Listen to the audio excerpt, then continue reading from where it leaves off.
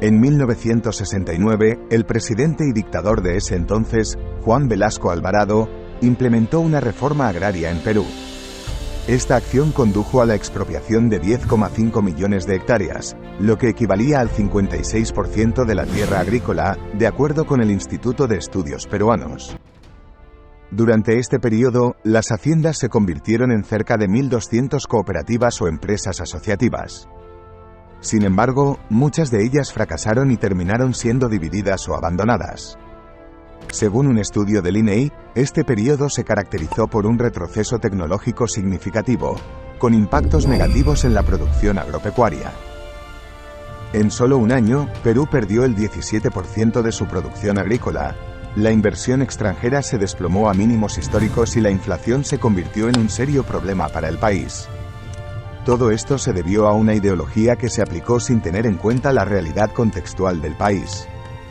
Fue un dogma de izquierda implementado sin considerar las consecuencias potenciales. ¿Qué es preferible? ¿Un gobierno de izquierda o uno de derecha? ¿Cuál sería la ideología más conveniente para que Perú avance? Estas son preguntas difíciles de responder, pero intentaré dar una explicación en este vídeo sobre cuál podría ser la ideología más propicia para que Perú progrese definitivamente. Pero antes, retomemos el ejemplo anterior. He mencionado cómo un gobierno de izquierda en 1969 retrasó prácticamente al país unos 10 años de crecimiento. Juan Velasco fue un dictador que tomó el poder por golpe de Estado y estaba imbuido con una ferviente ideología socialista, la cual era popular en muchos países de Latinoamérica en ese tiempo. Un estudio reciente de Grade, que empleó una innovadora base de datos de predios expropiados durante el período 1969 a 1985, revela que las áreas con los mayores niveles de expropiación presentaron un menor porcentaje de adultos con educación secundaria y un índice de desarrollo humano más bajo incluso 30 años después de la reforma agraria. En resumen, un retroceso en todos los aspectos. Pero no solo la izquierda puede aplicar ideas sin sentido y retrógradas a la economía, sin considerar las consecuencias.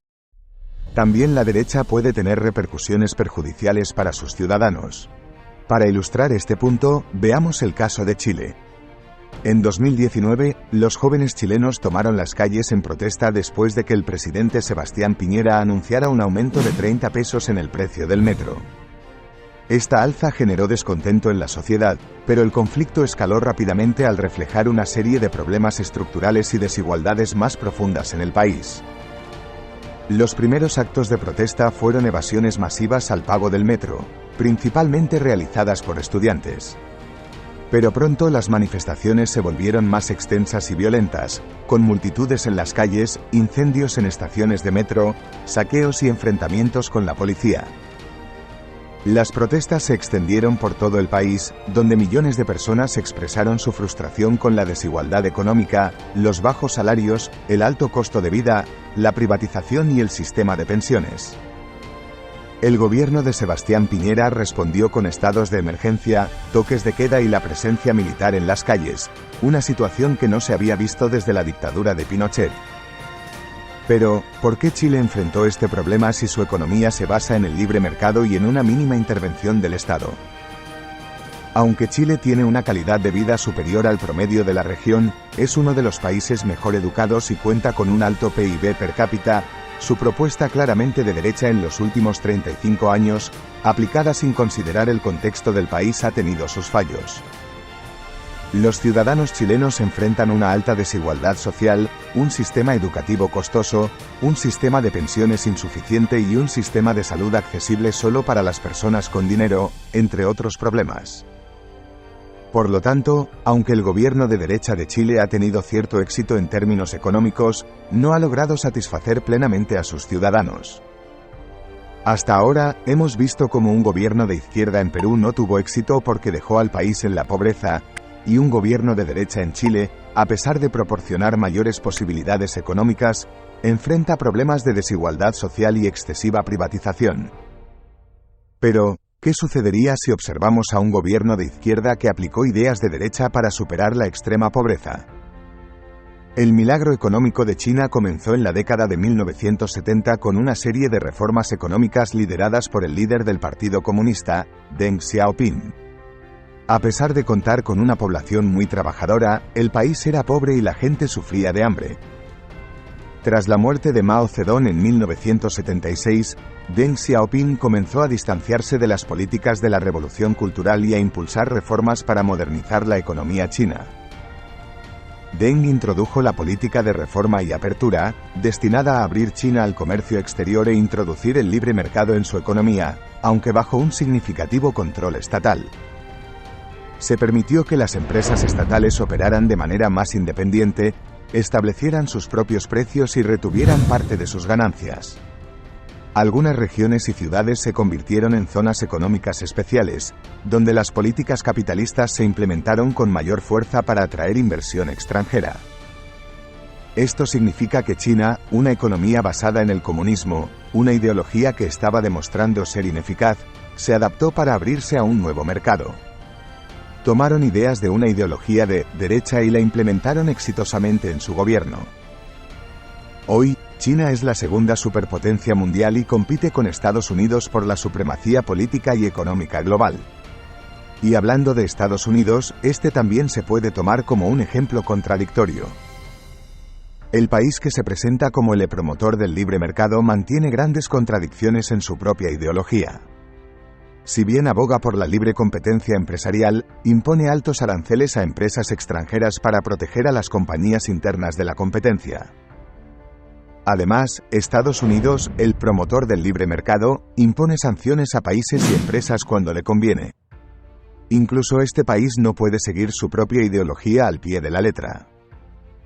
Y esto tiene una razón muy sencilla: las ideologías son útiles hasta que la realidad de un país o sociedad cambia, ya que estas ideologías fueron concebidas en una realidad teórica donde es imposible considerar todas las eventualidades. Consideremos el crack del 29. Antes de este evento, se pensaba que el mercado era totalmente eficiente, que la mano invisible podía corregir todas las anomalías del mercado por sí sola. Sin embargo, el mundo descubrió de la peor manera que dejar la economía de un país al capricho del mercado podría condenar a una sociedad entera y, por extensión, al mundo. En respuesta a los problemas que enfrentó la economía estadounidense, John Maynard Keynes planteó que debería haber cierto control por parte del gobierno. Luego del patrón oro en 1945 y los petrodólares en 1972, las economías han seguido cambiando de acuerdo a sus propios intereses. Y esto nos lleva a responder, ¿qué es mejor para el Perú, un gobierno de izquierda o de derecha? La respuesta más breve que puedo dar es, dejemos de intentar imponer una ideología anticuada en un país con una realidad cambiante. No importa si es una medida de izquierda o de derecha, si se aplica sin tener en cuenta el contexto y sin criterio, la historia ya nos ha demostrado que no funcionará.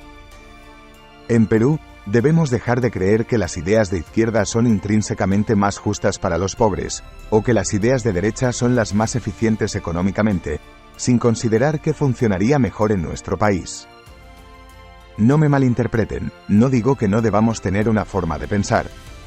Pero si tanto valoramos las ideologías, ya sea de izquierda o de derecha, debemos comprender que lo que más funciona no es una ideología en sí, sino un estudio consciente y riguroso de la realidad de los problemas del país, para luego buscar la solución más eficiente, independientemente de nuestra postura ideológica. Tomemos como ejemplo a Uruguay, uno de los países más prósperos de la región. El expresidente José Mujica, 2010 a 2015, aunque claramente con ideas de izquierda, consiguió atraer inversiones a su país, crecer el PBI y mantener el desempleo en mínimos históricos. Él entendió que la izquierda debe cambiar y adaptarse. Mujica estaba de acuerdo en atraer un mayor número de empresas a su país, ya que, según su punto de vista, esto ayudaría a mejorar la vida de las personas. Aquellos que se benefician más de estas ideologías son, en realidad, los políticos que siempre nos venden la idea de que solucionarán los problemas actuales con teorías novedosas nunca antes probadas en el país, las cuales supuestamente solucionarán los problemas del régimen anterior.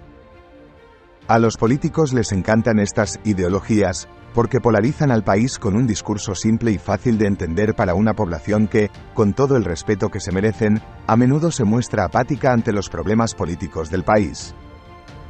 La clase política a menudo utiliza la ideología para presentar a los ciudadanos una versión simplificada de su gobierno, identificando a quién apoyará más, ricos o pobres, y creando empatía. Pero no nos engañemos, como ciudadanos comunes, a menudo no analizamos a nuestros candidatos a fondo por sus propuestas, lo que ha llevado a que personas como Pedro Castillo y Dina Boluarte lleguen al poder. Recuerden las elecciones de 1990 en Perú, cuando se enfrentaron dos candidatos con ideologías muy marcadas. Por un lado, el escritor Mario Vargas Llosa, ganador del Nobel de Literatura, proponía soluciones claras pero duras para la crisis económica.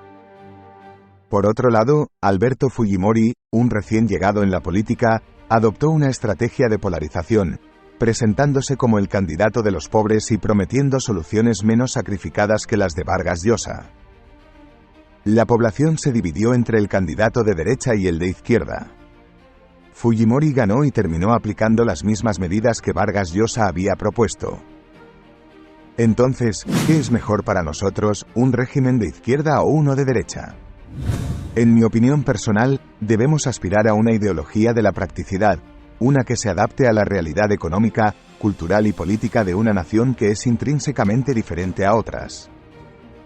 Debemos analizar el problema, buscar una solución, ya sea adaptada de otra parte o completamente nueva, y aplicarla a nuestra realidad con criterio. Miremos a Singapur o Corea del Sur. ¿Son realmente de derecha y apoyan el libre mercado? Singapur puede tener una carga fiscal baja, pero también ha implementado políticas no tan liberales, como el impuesto a las herencias del 50% sobre todas las propiedades inmuebles en 2015, debido a la escasez de oferta inmobiliaria en el país. Entonces, ¿qué piensas tú? Me encantaría conocer tu opinión. ¿Te consideras de izquierda, de derecha, te es indiferente o compartes mi punto de vista? Deja tu respuesta en los comentarios. Y no olvides suscribirte a mi canal y darle me gusta al vídeo. Saludos a todos y gracias por tu apoyo.